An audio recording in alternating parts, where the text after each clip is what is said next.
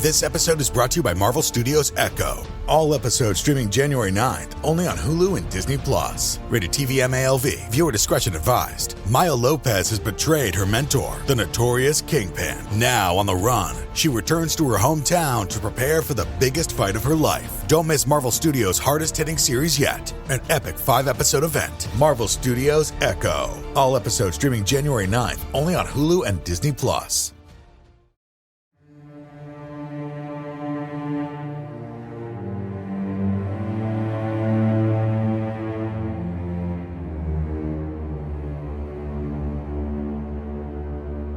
Hello, and welcome to Scare You to Sleep. I'm your host, Shelby Scott, and I'm here to read you a few bedtime stories. Before we begin, I was asked once again to be a guest on the podcast Watch If You Dare, where we discussed 1999's The Haunting, and I had so much fun as usual. So please go check it out. That's Watch If You Dare, wherever you get your podcasts. Now, this week I have 3 tales for you. It's been a while since I packed so many into one episode, but you all deserve it for being so incredibly kind last week when I was in the hospital and had to skip an episode. First up, we have a story by author Cali Demey, and just a look behind the curtain of how many submissions I have, Cali submitted this in September of 2021. I try to dip into random points of time in my submissions, and I'm glad I came across this one. I absolutely adore this story. This is The End.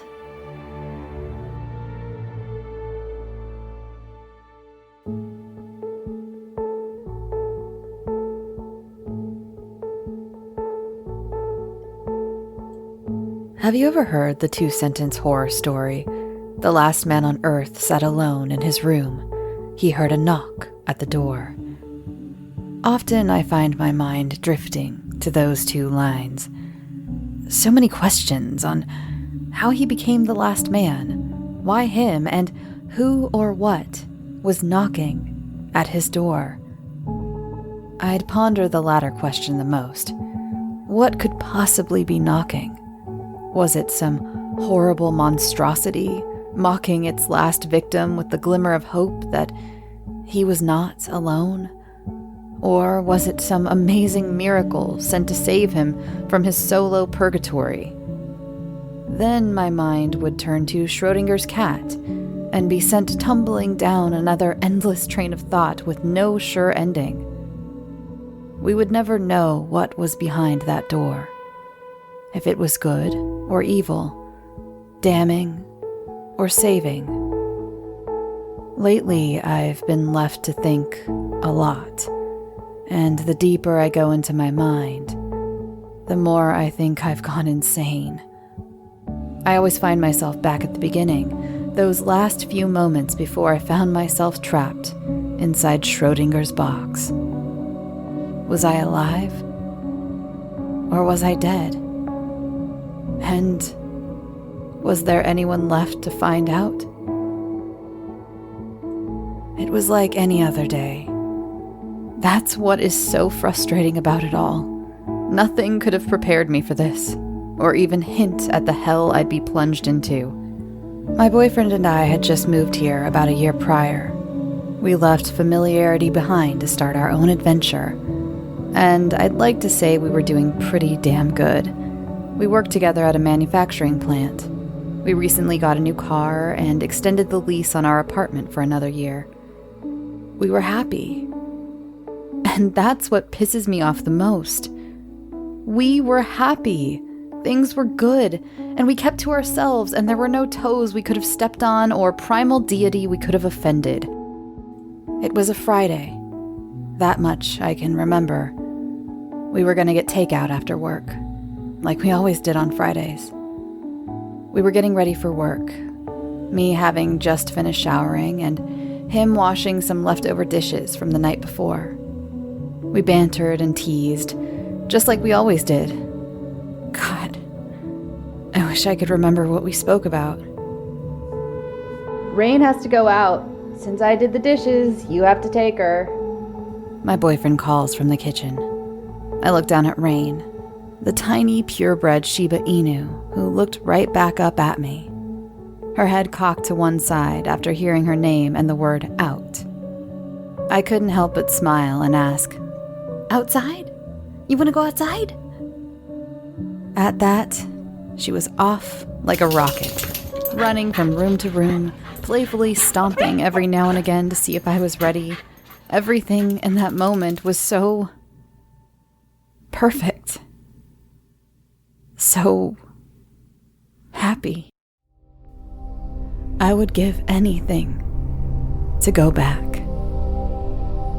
Slipping her into her harness, I unlocked the front door and called back to my boyfriend. "Be right back. Make sure you're ready to go.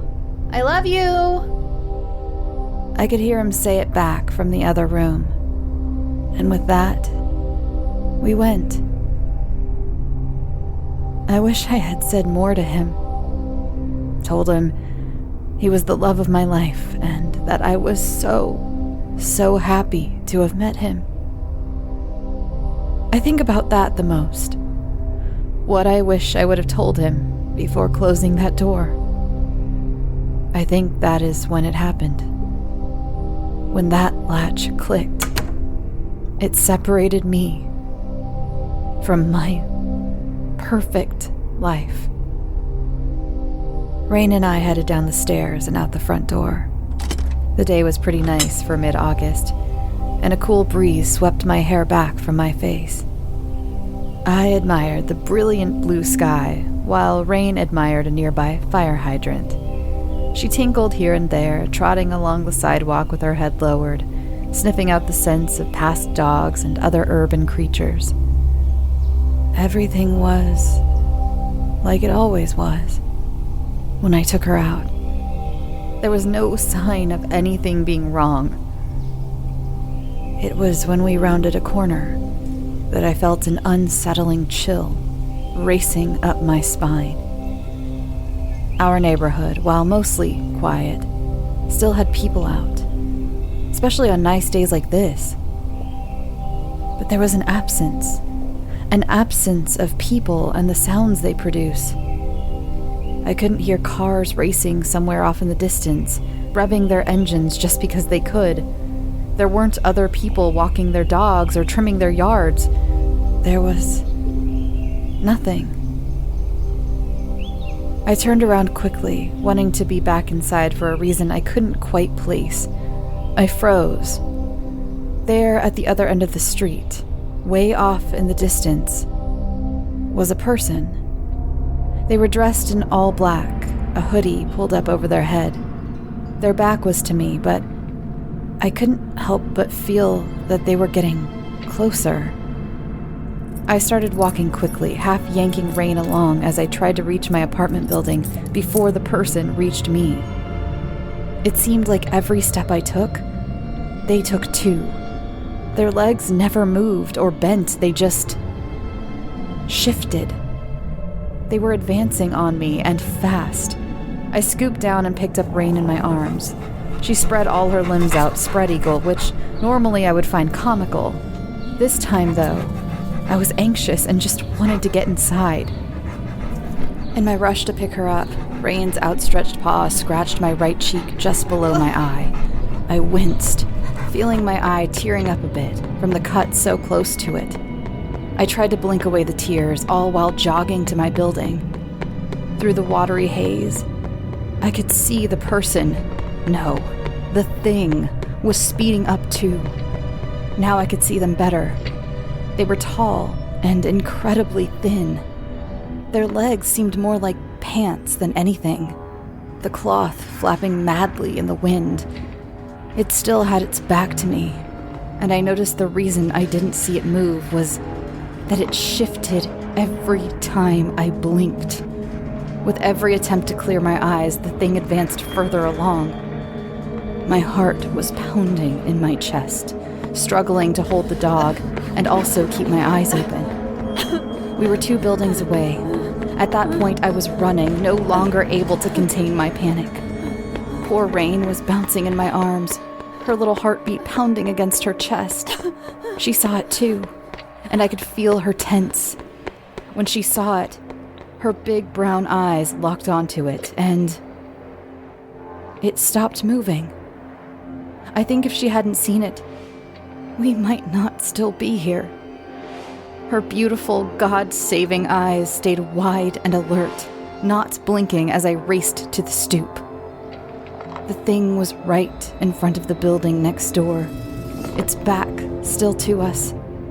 At this distance, I could tell its body was... how can I say this? Wrong. Where its knees were, they seemed to be bent in multiple places, like they were crushed and left to heal at awful angles. The hoodie it wore was black, but stained with multiple large brown splotches.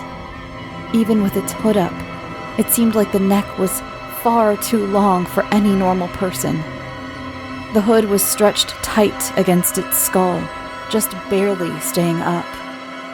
I could see the outline of ears, but they weren't positioned right.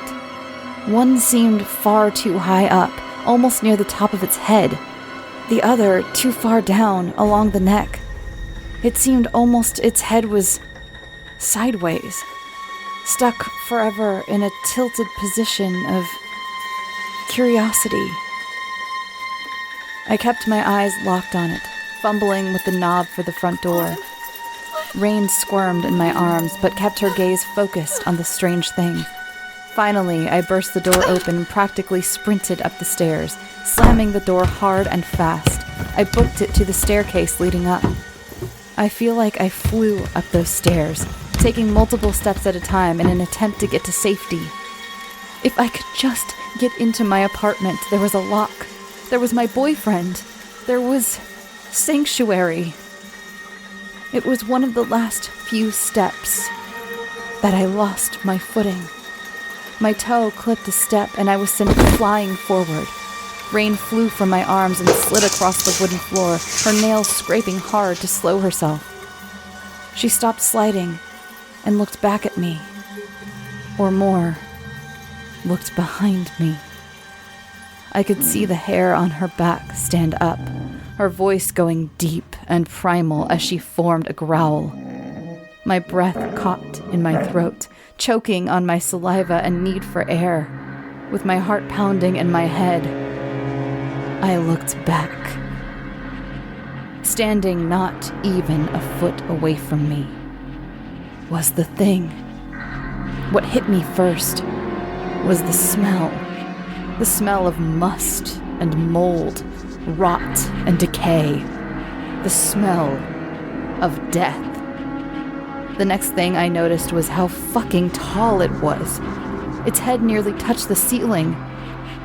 I was frozen, my eyes feeling like they would tumble out of their sockets with how wide they were. I could smell the blood from my cheek, mixing with that festering smell emanating from behind me. I flipped onto my back, scooting backwards on my butt up the remaining stairs, scrambling to distance myself from the thing. Rain moved herself to my side, her tiny frame expanding to its full power as she growled even louder.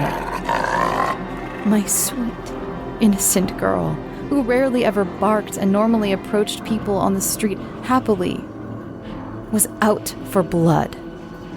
Instinctively, I grabbed her by the back of her harness, keeping her from getting any closer to the thing. It was at that moment I nearly pissed myself.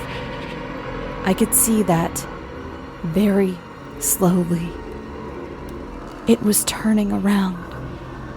I could see more of its left side as it turned, and I could tell its hands were in the front pocket of the hoodie. I couldn't see its face, and I have a feeling that if I did, I wouldn't still be here. Writing this out in some vague attempt at a warning, at the fear of seeing what it truly was, I quickly picked Rain back up and bolted to my apartment door. Rain's head peered over my shoulder, her growl vibrating my arms as I launched into my front door. I basically threw Rain again, though a little gentler this time. I slammed the door shut, locking it and deadbolting it. I backed away slowly, panting and shaking. I heard nothing. No footsteps of my pursuer. Snapping back to reality, I rushed to the kitchen, where I still heard my boyfriend washing the dishes. Zach, babe, something really fucked up is... The faucet was still running. There was no sign of my boyfriend. A feeling of dread started to develop in the pit of my stomach. Zach? Where are you? This isn't funny. I searched the apartment, every nook and cranny. There was no sign of him. His phone, wallet, keys, and shoes were still where he left them. It was like he just vanished. I searched over and over, checking the rooms, expecting something different each time, but it was all the same. That's the definition of insanity, isn't it? Doing the same thing over and over and expecting something, anything, to be different. I collapsed on the couch. Rain stood in front of the door, still, her hair still up and a growl echoing throughout her body. I grabbed my phone. I don't know why I hadn't thought of it sooner. I called 911. But nothing. I called again and nothing. Then I called my mom, my dad, my grandma, my brother. Fuck, even people who I had in my contacts who I hadn't spoken with in years. Nothing. No one was there. I heard no signs of human life. Looking outside every window confirmed that fact even more, and settled my fear into my chest. The only thing I could see was it. Every window I checked, it was there. It stood just below the windows, its back still to me. It wanted me to know I wasn't alone. It was still there. I don't know how long it's been now. I've lost track of the days. The food is dwindling, but I'm not hungry. I eat just because I know I need to. And of course, I give Rain a little bit of whatever I'm having. If it wasn't for her, I wouldn't still be here. She deserved to be pampered. Currently, she's laying at my feet, under my desk. It's dark out, and we just finished sharing a can of chicken noodle soup that I had heated using a candle and lighter. I'm not sure what the point of me writing this down is. I'm alone here. Or if there are others, they're probably trapped just like I am. So what's the point? The reason I'm writing this, the reason I keep thinking back to that 2-sentence horror story, the reason why my hand just won't stop shaking. It had been silent, other than the sounds Rain and I had made. Pure silence. But just a few minutes ago, there was a knock at my front door.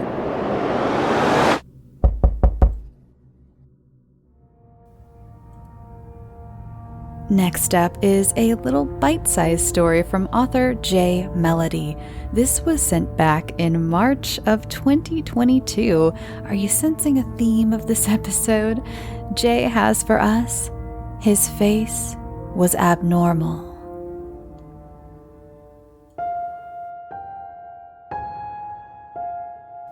His face was abnormal.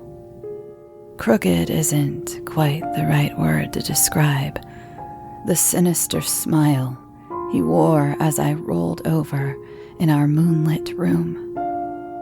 Perhaps devious, monstrous. That's not quite right either. Off. Off is the word I'm hunting for. His face was off. Where his warm, wholesome, loving eyes used to be, instead protruded frightening pits.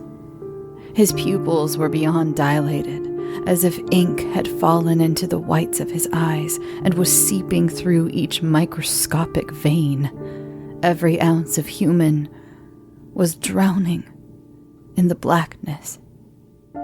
Where his soft, perfectly pointed nose used to sit, instead was a twitching pad of flesh, his cheeks glitching in sync with the flare of his carved-out asymmetrical nostrils.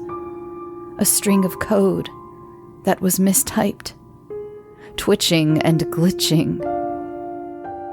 And then, the smile. His soft, pale lips, which usually rested in a gently curved line while he slept, were cranked into a demonic position. The corners of his mouth were turned up to be almost perpendicular to his eyes, as if a child was attempting to sketch a blocky U-shaped smile.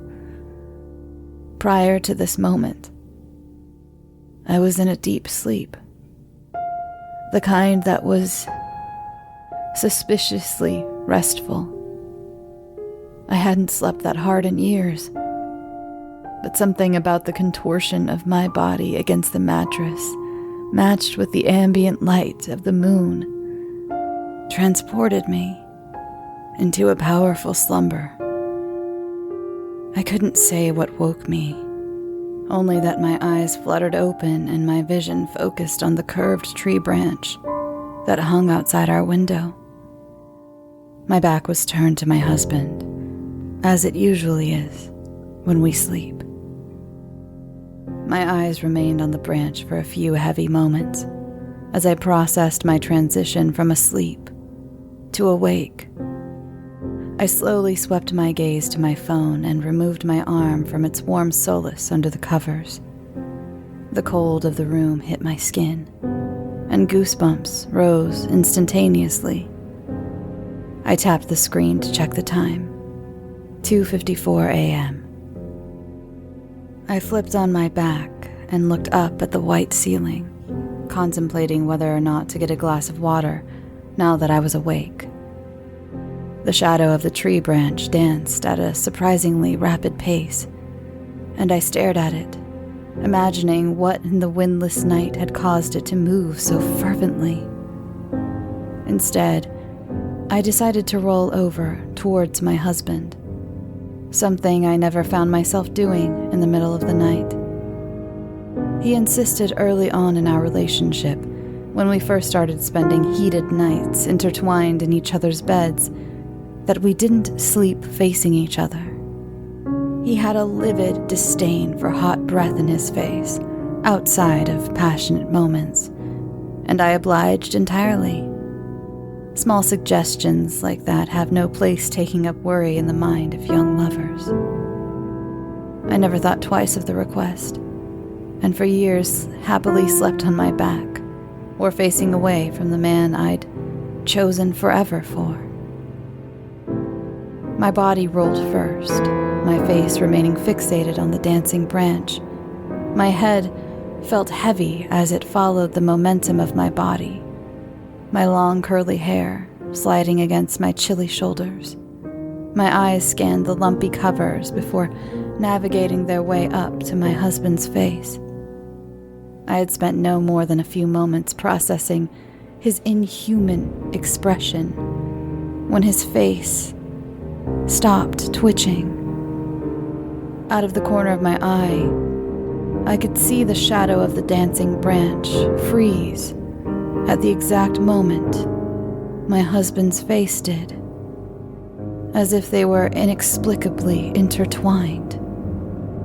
My eyes refused to peel away from the demonic, now still smile, wondering if perhaps I was dreaming. I signaled my hand to move, to touch my husband's face in a comforting gesture I knew he loved. But my body remained comatose, afraid to interact with the thing staring back at me. I decided to speak. "Honey, are you awake?" No movement. His eyes, his nose, his cheeks, his smile, the branch in the window. Dead, still. "Is this a dream?" I uttered, mostly to myself. "Are you awake?" And then, as if shattering the silence with motion, his eyes began blinking rapidly. The shadow of the branch began quaking, and he parted his lurid lips to whisper, "Finally."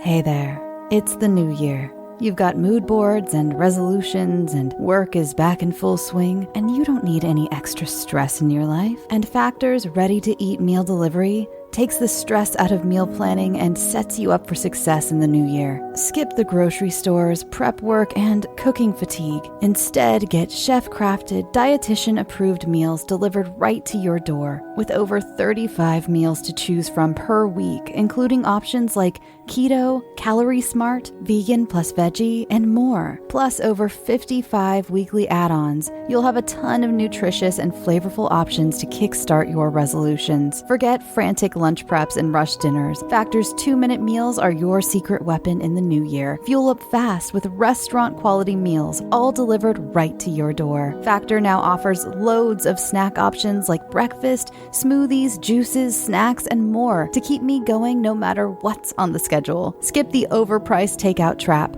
Factor is cheaper and way more delicious than takeout. Get chef-crafted, restaurant-quality meals delivered right to your door. They are ready to heat and eat in just 2 minutes, which means more time for you. Need a special occasion meal? Gourmet Plus is the perfect solution if you're looking for fast, upscale options done easily. When things get hectic, Factor is flexible. Change up your order every week with plans from 4 to 18 meals per week. Or pause or reschedule your deliveries anytime. Stress less over meal times in the new year. Factor's no prep, no mess meals free up time otherwise spent on shopping, cooking, and cleanup. No more wasting time in the kitchen. Not only does Factor offer fast, simple solutions when I'm too busy to cook, they also help me stay on top of my goals. With offerings like Protein Plus and Keto, I can stay on track. This is definitely going to come in handy for my New Year's goals. Factor has everything I need for a week of flavorful, nutritious eats. In addition to ready-to-eat meals, they have cold-pressed juices, smoothies, energy bites, extra protein, veggie sides, and more to keep me energized during frantic times. Head to factormeals.com/scareyoutosleep50 and use code scareyoutosleep50 to get 50% off. That's code scareyoutosleep50 at factormeals.com. As many Scary to Sleep fans know, I've been going through a lot of changes in my life. And one thing I've been doing is getting my finances much more organized, and that includes paring down some of the subscriptions I pay for. It feels like everything is a subscription these days, be it for the gym or streaming services or music, the list goes on, and something that has helped me tremendously is Rocket Money. They not only helped me cancel subscriptions that were a pain to try to do myself. Have you ever tried to deal with some of these companies directly? It's just a headache. Rocket Money also alerts me when the subscriptions I did keep go up in price, giving me the ability to weigh my options and keep those little extras that add up oh so quickly in check. Rocket Money is a personal finance app that finds and cancels your unwanted subscriptions, monitors your spending, and helps lower your bills. I can see all of my subscriptions in one place, and if I see something I don't want, I can cancel it with a tap. I never have to get on the phone with customer service. Rocket Money has over 5 million users and has helped save its members an average of $720 a year with over 500 million in canceled subscriptions. Stop wasting money on things you don't use. Cancel your unwanted subscriptions by going to rocketmoney.com/scareyoutosleep. That's rocketmoney.com/scareyoutosleep. rocketmoney.com/scareyoutosleep. And last but certainly not least is a story by Titilayo Ogunduyilemi.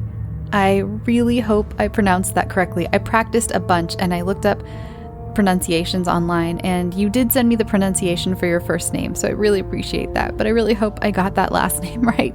This story, again, theme of the show, was sent in January of 2022, and I thought with Halloween season fast approaching, it'd be fun to throw in a little Christmas.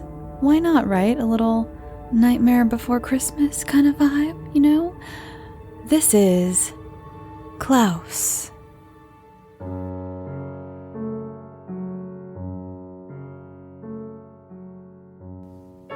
Sylvie sat on the edge of her old leather couch, waiting for the oven to ping, ignoring the nightly newscaster's Midwestern drawl about the frigid weather that would take them into the new year.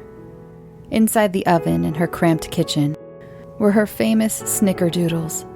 Despite everything going on, Sylvie had laid down a batch of 24 before realizing her mistake, and she chastised herself. She had no intention of eating the sugary treats. Sylvie made her snickerdoodles for her grandson's sake. He hadn't eaten hardly anything in 4 days. But the detective's suggestion that she bake something familiar to him so that he'd be more relaxed for the interview made sense to her. The doorbell rang and Sylvie sucked in her breath. The cookies weren't done and wouldn't be for another 15 minutes. But the detective had arrived. She glanced at her grandfather's clock and noticed that it was the detective that was early, and it wasn't that she had underestimated her timing.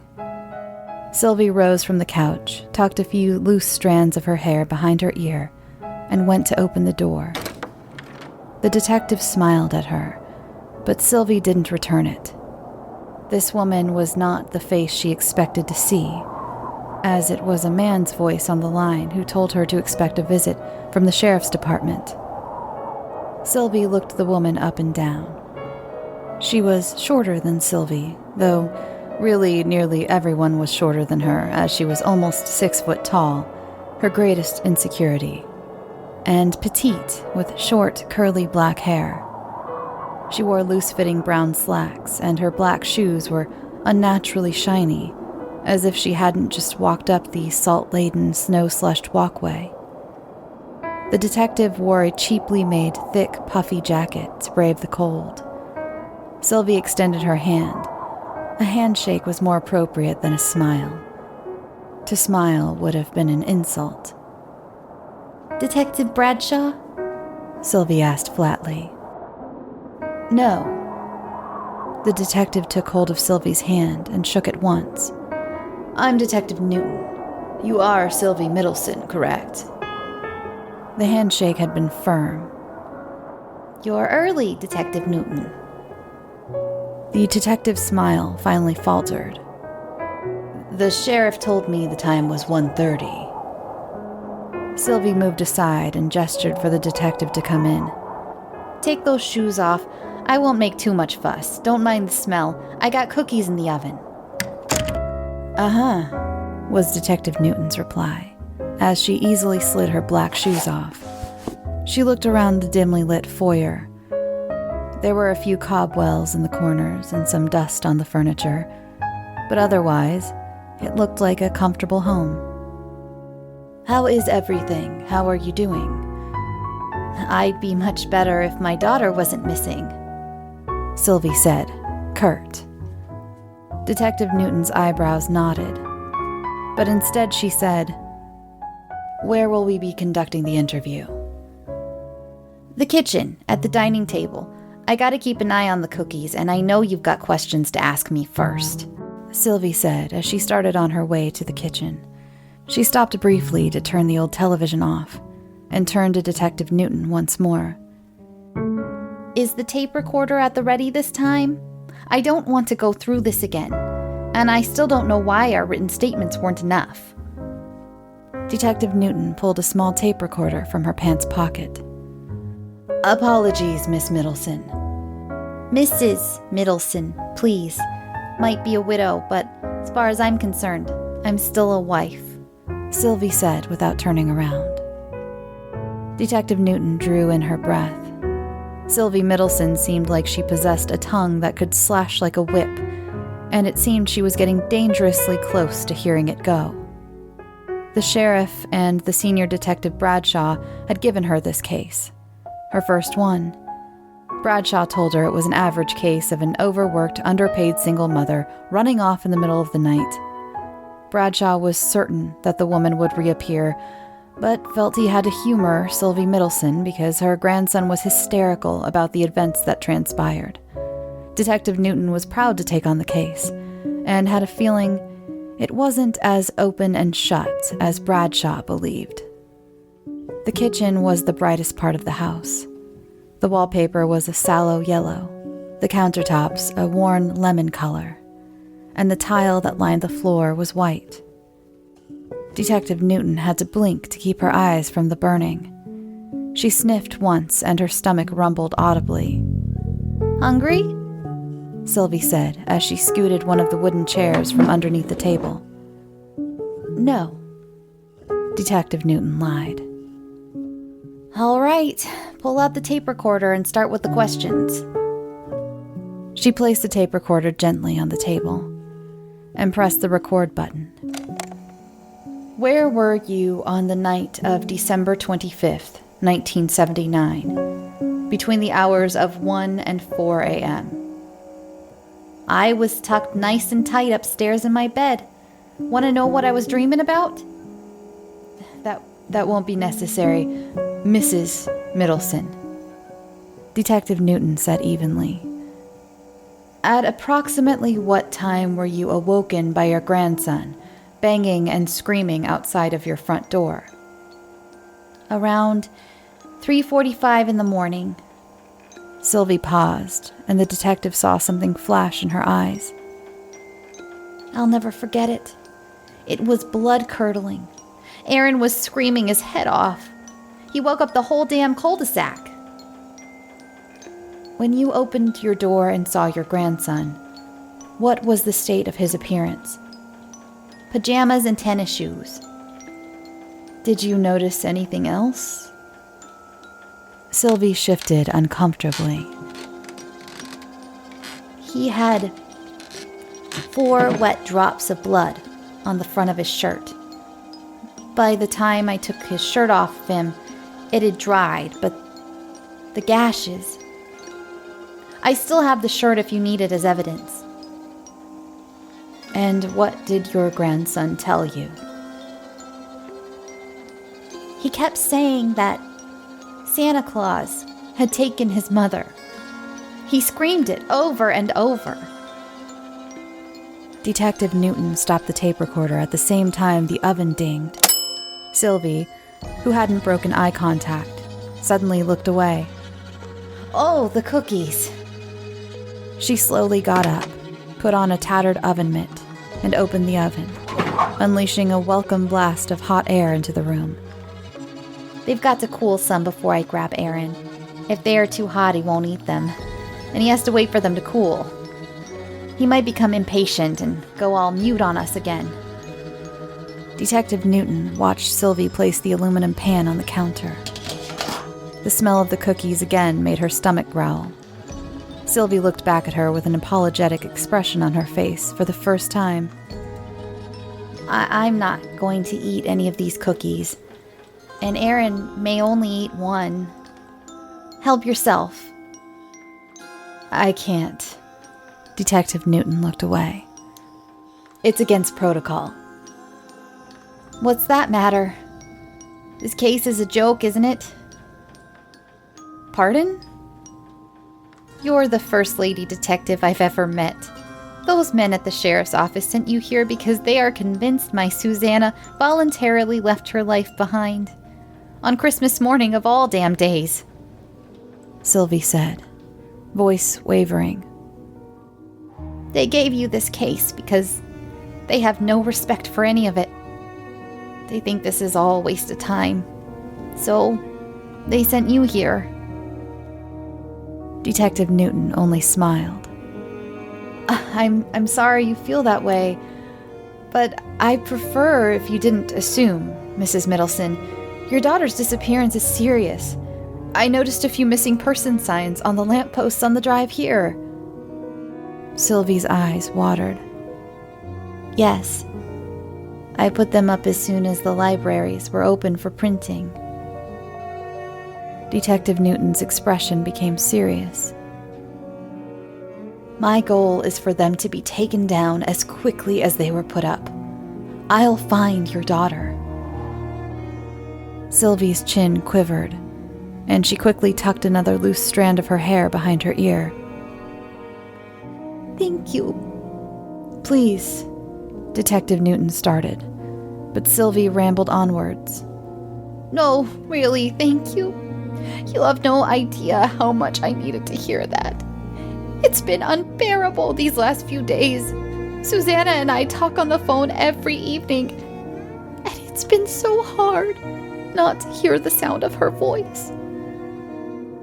Before leaving the kitchen, Sylvie placed her trembling hand gently on Detective Newton's shoulder. Please, help yourself to a cookie. Take as many as you want. She watched Sylvie walk away for a second, before turning her attention to the cookies cooling on the counter.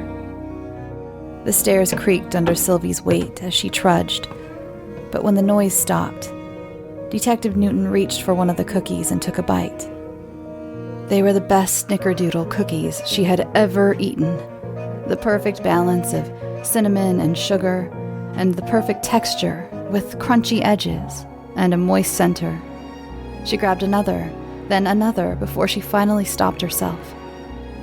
Detective Newton took out her little notepad, which contained the details Bradshaw had given her about the case.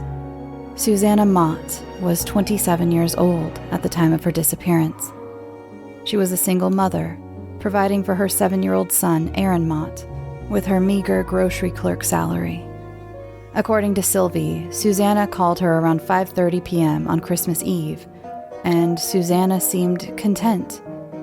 She suggested that she might be getting promoted at work. Sylvie said nothing about the phone call implied that her daughter was miserable or desperate for an out. Detective Newton pursed her lips. She suddenly found herself annoyed with Bradshaw for being so dismissive about this case. At this point, she was certain that something was very, very wrong. There was a knock on the wall, and Detective Newton turned and stood up. There, Sylvie stood with her hands on the shoulders of the most forlorn-looking child she had ever seen. Aaron Mott's cheeks had sunken, and the bags under his eyes were a deep purple. His skin was pale and wan, as if sick. His collar was wide around his neck and hung low. His pants seemed to buckle, suggesting rapid weight loss. He had the blackest hair she had ever seen, and he was quite tall for a 7-year-old. Two obvious attributes from Sylvie, as her hair was jet black other than a few gray strands, and she was strikingly tall for a woman. In his hand, he held a Polaroid. Detective Newton smiled at the boy, and, to her surprise, he returned it. You're pretty, Aaron said sweetly. Why, thank you, young man. Sylvie ushered him to the chair that she had been sitting in. Aaron sat down slowly, his eyes traveling from the tape recorder to the notepad and to Detective Newton's face. Sylvie handed her grandson a cookie, and the boy took it with a quiet thanks, but didn't eat it. Aaron sat with his hands on the table, eyes expectant. He had placed the Polaroid face down on the table. Detective Newton extended her hand. "I'm the detective assigned to the case, but you can call me Miss Lucy." Okay. Sylvie stood against the counter, her arms folded. She offered Detective Newton a faint smile, then said, Remember, just a few questions. Detective Newton pressed the record button on her tape recorder. "So, Aaron, can you tell me a bit about Christmas Eve? How was it? Did you and your mother bake cookies for Santa?" Aaron shook his head. We have mice. "Oh, bummer. Well, how did you prepare for Santa's visit?" Mommy and I finished putting all the Christmas ornaments on the tree. Aaron said. And we watched Merry Christmas, Charlie Brown. I fell asleep though. "Did your mother carry you up to your room?" Yes. When I woke up, I was tucked in my bed. "Why did you wake up? Were you excited to catch Santa in the act?" Aaron paused. He glanced at his grandmother, and Sylvie nodded in silent approval. Detective Newton raised an eyebrow. "It's okay. Tell me everything. Don't hold back." The boy's body tensed. I heard something, Miss Lucy. Something scratching on my window. "A mouse?" He lifted his finger, dug his nail into the table, and dragged it across, drawn out and loud. The detective and Sylvie both winced, but Aaron said nothing. "I see. Did you look to see what it was?" Yes, but I didn't see anything. Detective Newton swallowed. "Were you scared?" No, I was happy kinda, 'cause it meant I wouldn't mess up my plan. "Plan?" Aaron smiled weakly. Yeah, I thought Mommy might have been Santa. That's what the kids at school told me. I wanted to see if it was true. Sylvie chuckled. "So you went downstairs after the scratching noise woke you up?" I had my camera in my hand, ready to catch her. Detective Newton glanced at the Polaroid. "What did you see when you made it down the stairs?" All of the presents under the tree. Aaron still smiled, but it was starting to waver. That's when I knew it wasn't true. Santa is real. What happened next? The doorbell rang.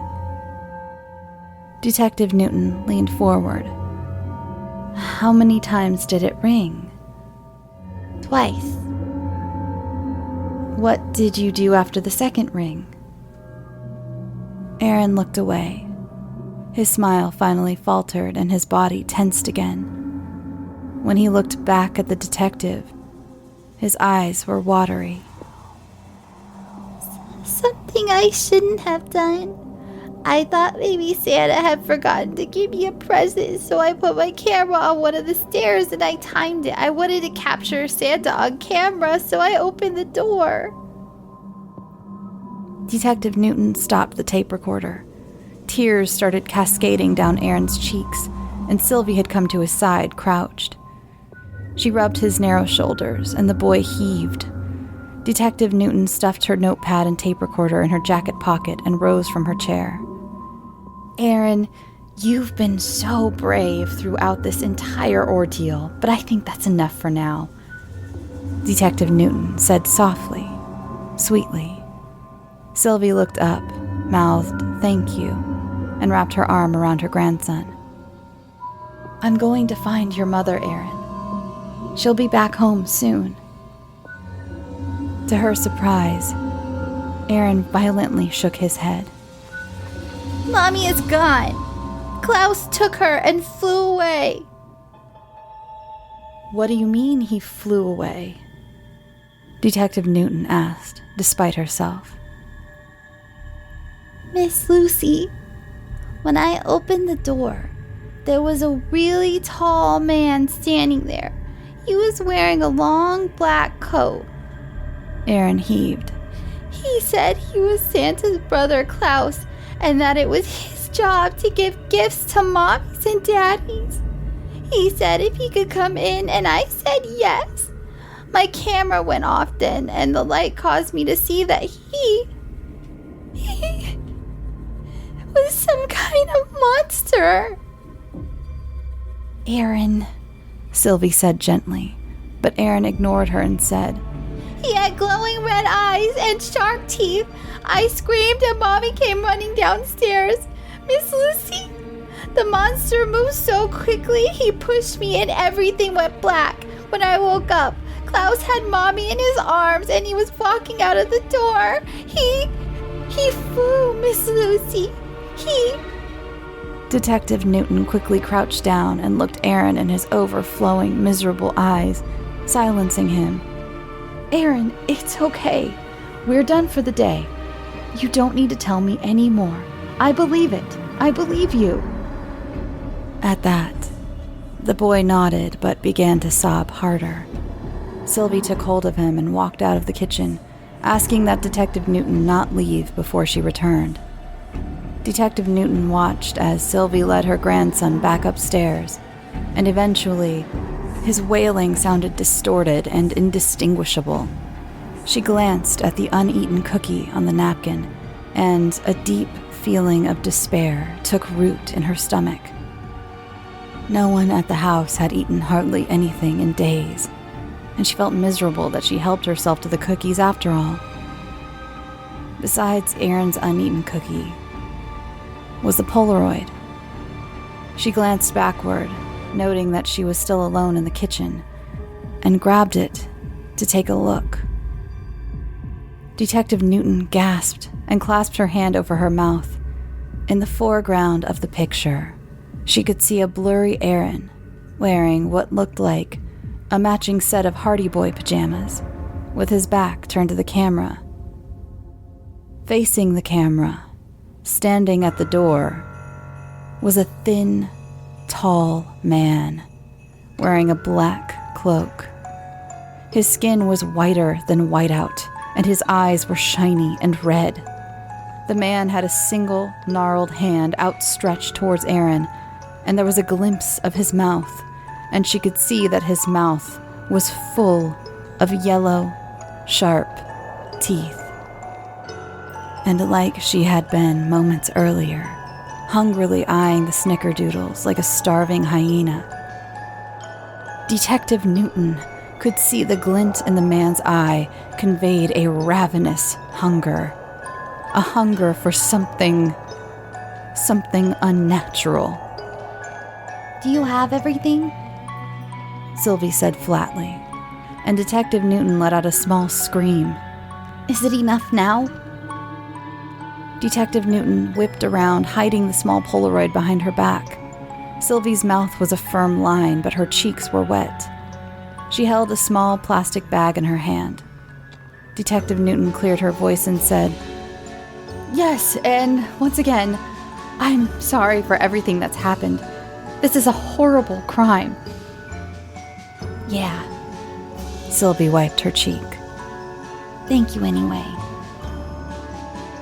Before I go, I'd like to take a look at those pajamas you said he was wearing the night he ran here, Detective Newton said evenly. Sylvie held the plastic bag towards the detective. I wasn't going to let you leave without seeing what he had on that night. Detective Newton muttered her thanks and then opened the bag. She pulled out the pajama shirt and gasped. There were 4 huge splotches of blood right underneath the collar. They were the size of silver dollar pancakes. My God, Detective Newton muttered. There were 4 small gashes on his chest. They were small, but deep, Sylvie said quietly. It's a miracle he didn't need stitches. Detective Newton put the clothing back in the plastic bag and then handed Sylvie the Polaroid. Is this your first time seeing this? No. Why didn't you mention it in your official statement or mention it at all on tape? Sylvie chuckled mirthlessly. Why would I do that? There's no one in that picture other than Aaron.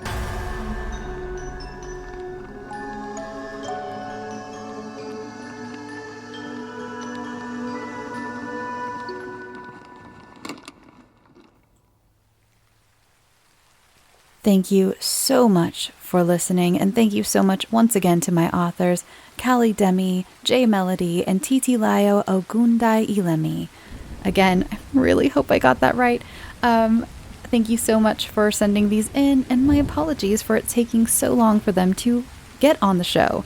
Again, I mentioned throughout the episode, but yeah, my submissions are very backed up. Especially some of you who are coming from Creepy. I've explained already in a couple episodes, but it's just me. I don't have a cast or production team or anything, so it just takes me a while. And since I had some downtime, many of you know, some of you may not know, one reason I did not have an episode last week is I had to be hospitalized last Thursday for health, obviously for health reasons. Why else would I be hospitalized?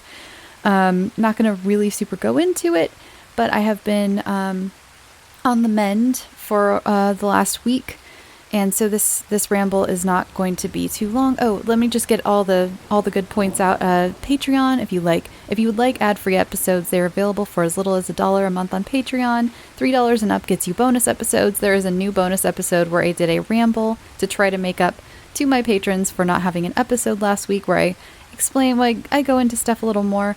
And let's see, you can follow the show on Twitter, Instagram, Facebook, all at scareyoutosleep. And if you'd like to submit a story on the show, you can send it to scareyoutosleep@gmail.com. I've also recently opened submissions until October 1st for my kids episode. And new to the show, if you are new to the show, every year I do an annual kids episode, a kids Halloween episode, and that is for submissions from kids 13 and younger. Literally, I have gotten stories from 4-year-olds before. If you want your 4-year-old to ramble a scary story at you while you type it out, be my guest. I love it. So yeah, I'm accepting submissions from kids 13 and under. I like to hopefully keep them a little pretty short, because I tend to get a lot of these and I pack them all into one episode.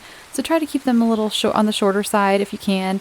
If not, if you have a lot to say, then who am I to stop you? But I just love to support and promote junior horror authors, and just to support creative writing. I feel I've heard that creative writing isn't taught as much in schools at this very moment, and it's just my little way to encourage some fun creative writing, because I don't know where I would be if I wasn't given the support and tools as a kid to write all my weird stories that I used to write when I was a little one. So if you have someone 13 and younger in your life, then please send it in. Teachers, feel free to as well. I've had teachers before send out permission slips. They use it as a I think for extra credit or something. I'm not really sure. I'm not a teacher. Don't let me tell you how to live your life. My brother's a teacher. You guys are doing the best with the very little that you're given, and I appreciate that. But yeah, I don't know if I have had teachers though send out permission slips and have their kids do that. That's just an idea, throwing that out there in case you're like, I'm at my wit's end. I just need these kids to do something.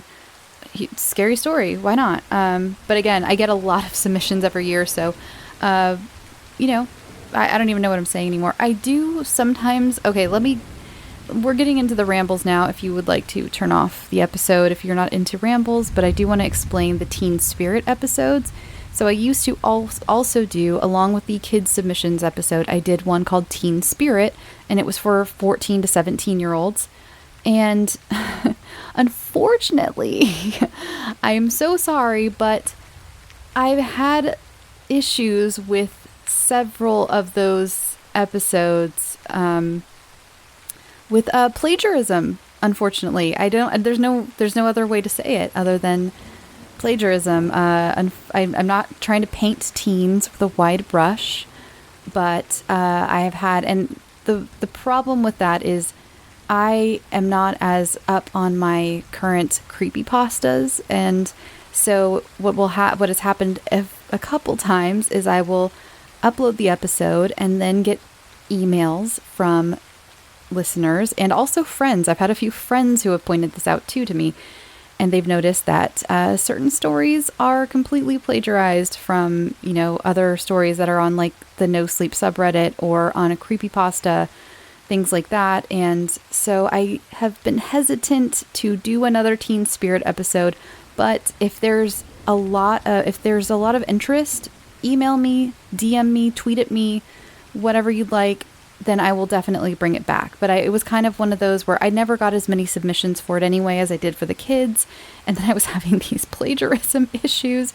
And so I kind of just put a stop on that for, I don't think I did one last year. Did I do one last year? If I did, then I'm a liar. But this year I wasn't planning on doing one.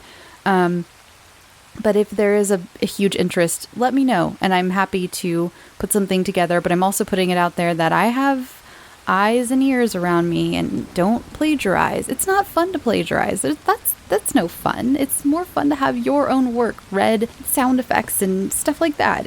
And when it's your own work, it feels so good. It doesn't feel, I can't imagine it even feels like anything if it's just some random creepypasta you copied and pasted and changed a few words here and there.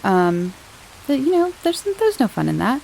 So yeah, that's to explain the Teen Spirits, because I have gotten like one or two questions about that.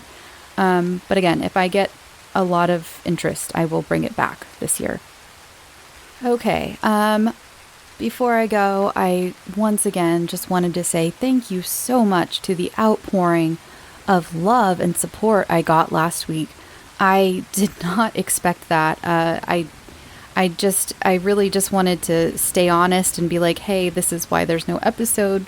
I'm not being lazy. I'm not just skipping one for no reason.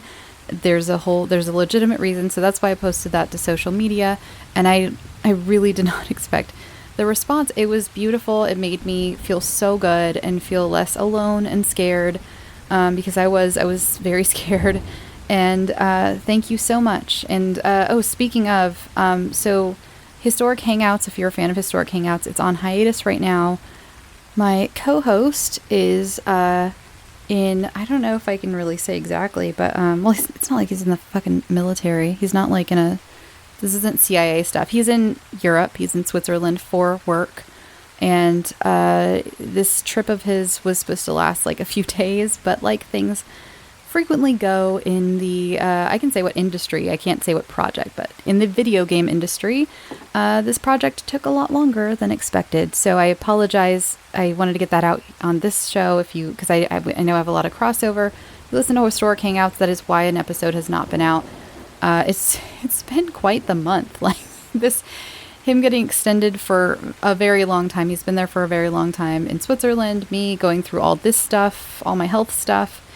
And it's just been a lot. But I'm hanging in there, and I've got you guys. Seriously, when I say that your support has been incredibly helpful, I'm not just doing the influencer thing where I'm like, oh my god, thanks, your support like gets me through every day. Like it literally gets me through every day. Like I mean that from the bottom of my heart. It's been incredible. Thank you so much.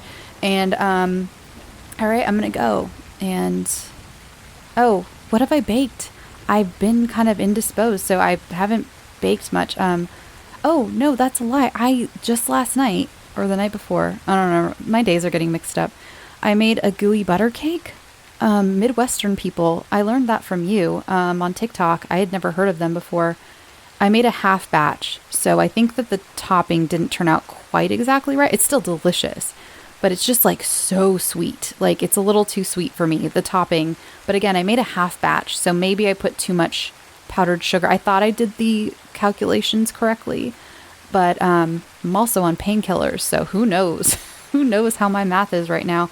And the topping, the cream cheese part turned out like it's a little too sickly sweet for me. I can only have a very tiny piece, but it's very delicious. It's very delicious. And yeah, if you have your own favorite butter gooey butter cake recipes, send it my way, because it seems like something that I could definitely do again and do it better. And the flavors are great.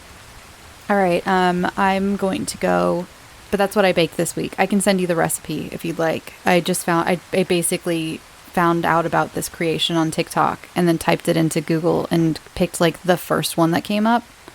And so again, Midwestern, I think it's a Midwestern dish. I apologize if you're from like Texas and you're like, no, it's one of ours.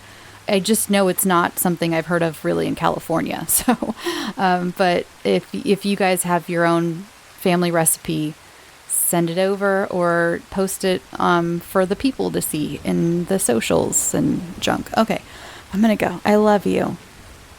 Go get some sleep. Drink your water, please. For me, drink your water, please. Please, please drink your water. Go get some sleep. Sweet dreams.